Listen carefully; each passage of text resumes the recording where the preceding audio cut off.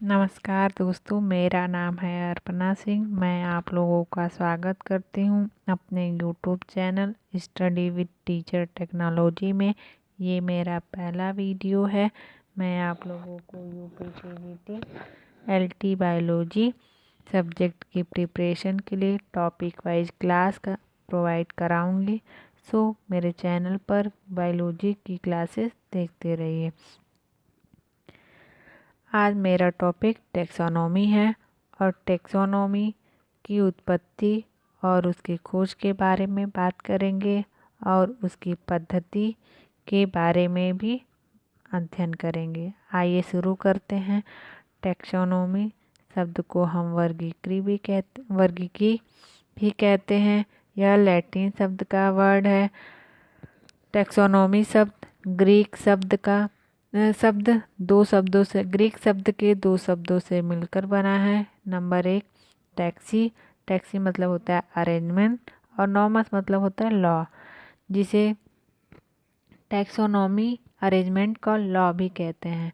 विज्ञान की वह शाखा जिसमें जीवधारियों की पहचान तथा वर्गीकरण से संबंधित अध्ययन किया जाता है, टैक्सोनॉमी कहलाता है। सर्वप्रथम थियोफ्रेस्टस 372 से 322 ईसा पूर्व पौधों को उनके स्वभाव के आधार पर शाक, झाड़ी, वृक्ष में वर्गीकृत किया। इसलिए उन्हें वनस्पति विज्ञान का जनक कहा जाता है। जीवधारियों के वर्गीकरण वैज्ञानिक आधार पर जॉन रे नामक वैज्ञानिक ने प्रदान किया। सर्वप्रथम फैमिली, जीनस, स्पीसीज शब्द का चयन जॉन रे द्वारा किया गया।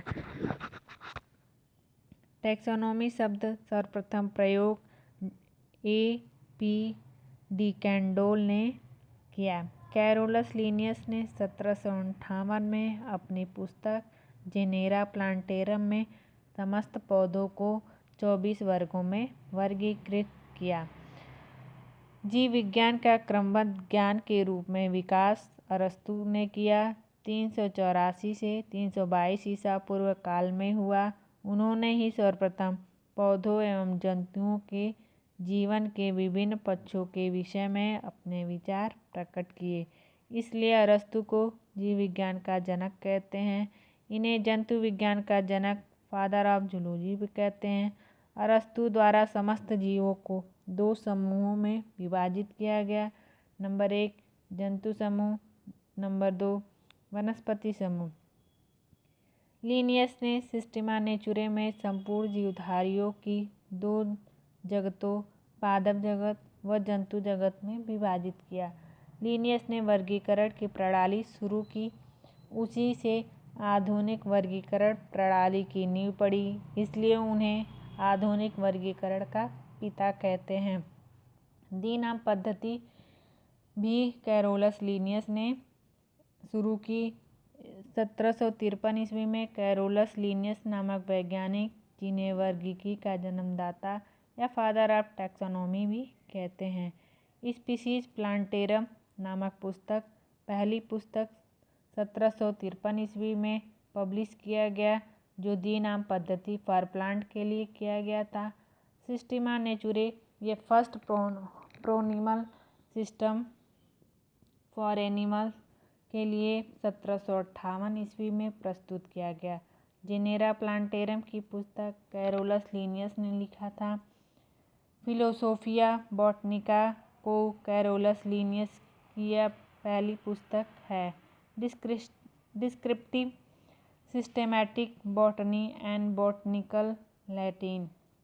प्रत्येक जीवधारी का वैज्ञानिक नाम 2 शब्दों से मिलकर बना होता है, जिसे वंश तथा द्विनाम शब्द जाति के रूप में निरूपित करते हैं।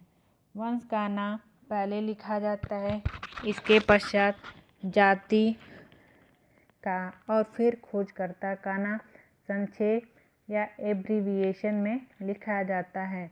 जैसे मानव का वैज्ञानिक नाम होमो सैपियंस, लीन होमो वंश है, सैपियंस जाति है, और वास्तव में लीन जो है लीनियस शब्द का संक्षिप्त रूप या एब्रीविएशन है।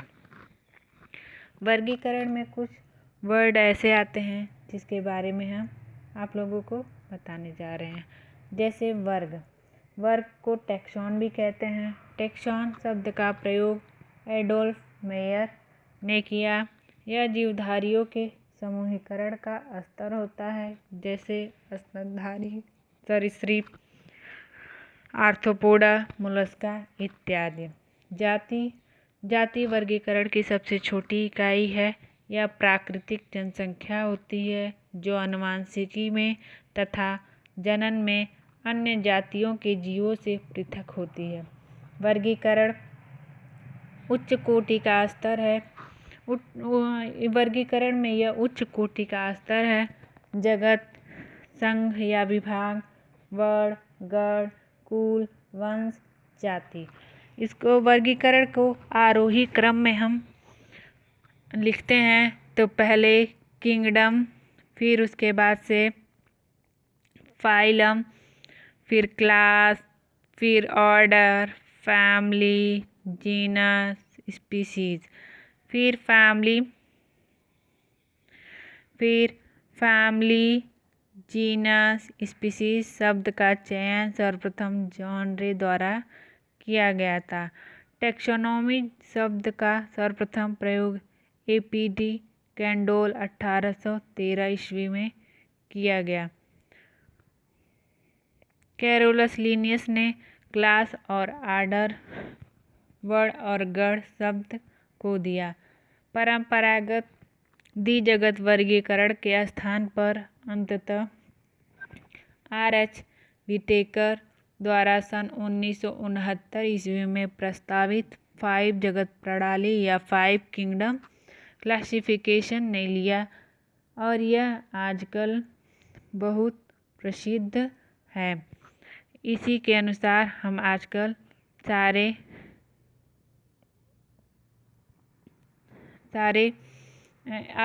आजकल हम इसी के अनुसार अध्ययन करते हैं। जीवधारियों की विभिन्नताओं एवं विषमताओं के कारण उपजगत वर्गीकरण की कमियों को देखते हुए वर्ष 1969 ईस्वी में आर.एच. व्हिटेकर द्वारा सजीवों को 5 प्रणालियों या 5 किंगडम सिस्टम के अंतर्गत विभाजित किया। पहला था मोनेरा, दूसरा प्रोटिस्टा, तीसरा प्लांटिड, चौथा कवक, पांचवा एनिमेलिया। फिर उसके बाद से व्हिटेकर का वर्गीकरण निम्न लक्षणों पर आधारित है।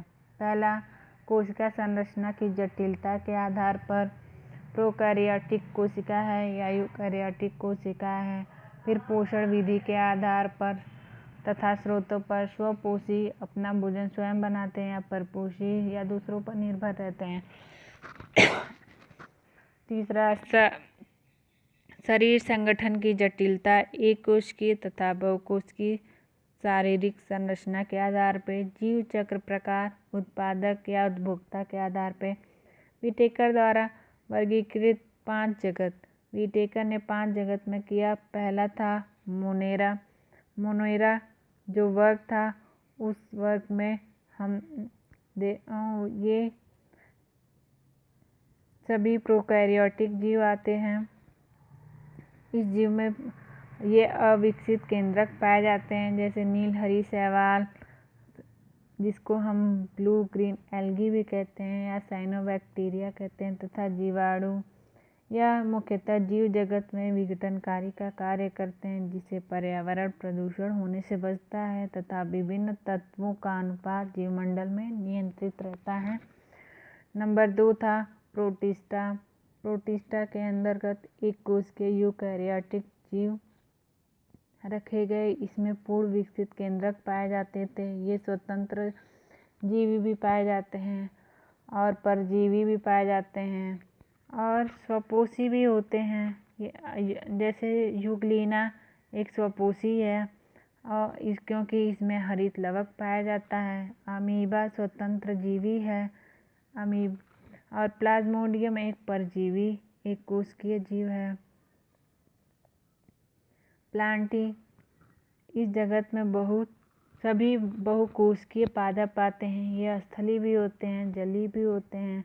इसके अंतर्गत मुख्यतः हरी, लाल, भूरी, शैवाल, ब्रायोफाइटा, एंडोफाइटा, अनावृतबीजीय, आवृतबीजी आदि आते हैं। इन सभी की जो कोशिका भित्ति होती है वो सेलुलोज की बनी होती है, जो उनकी कोशिकाओं को सुरक्षा प्रदान करती है। ये सभी स्वपोषी होते हैं तथा इसमें पिगमेंट्स की उपस्थिति होने के कारण ये स्वयं भोजन बना पाते हैं। चौथा जो था वर्गीकरण में कवक था, उसको हम मोल्ड्स, मशरूम, पफ बॉल्स तथा ब्रैकेट कवक आदि सभी यूकैरियोटिक मिलकर कवक कहलाते हैं। ये एक कोशिकीय अथवा बहुकोशिकीय दोनों प्रकार के जीव होते हैं। ये परपोषी होते हैं क्योंकि इनमें पर्णहरिम का अभाव होता है। इनकी कोशिका भित्ति जो होती है वो काइटिन की बनी होती है। इसमें कशाभिकाओं का अभाव होता है, जैसे पक्सीनिया, राइजोपस, एस्परजिलस, सिस्टोपस आदि। एनीमेलिया। इसके अंतर्गत सभी यूकैरियोटिक बहुकोशिकीय जंतुओं को वर्गीकृत किया गया है। इन्हें मेटाजोआ भी कहते हैं। ये परपोषी जीव हैं जो उत्पादकों पर निर्भर रहते हैं, जैसे हाइड्रा, कीट, मछलियाँ, सरीसृप, सर्प, पक्षी तथा सभी स्तनधारी आदि। इस जगत में सर्वाधिक विभिन्नता पाई जाती है। इनमें बहुकोशिकीय रचना एवं जटिल ऊतकीय संगठन वाले जंतु आते हैं। इस क्लास में हमने वर्गीकरण को किसने दिया, कब उसकी कैरोलस लिनियस ने कौन सी बुक लिखी और उसका वर्गीकरण किस हिसाब से हुआ, आज हम कौन सा वर्गीकरण की पद्धति का अध्ययन करते हैं, ये सब पढ़ा। अब हम अपने नेक्स्ट क्लास में वर्गीकरण के प्रकार, पादप जगत के ओस्टवाल्ड टिप्पो द्वारा प्रस्तावित वर्गीकरण व कैरोलस लिनियस की पादप वर्गीकरण पद्धति का अध्ययन करेंगे। Thanks for watching.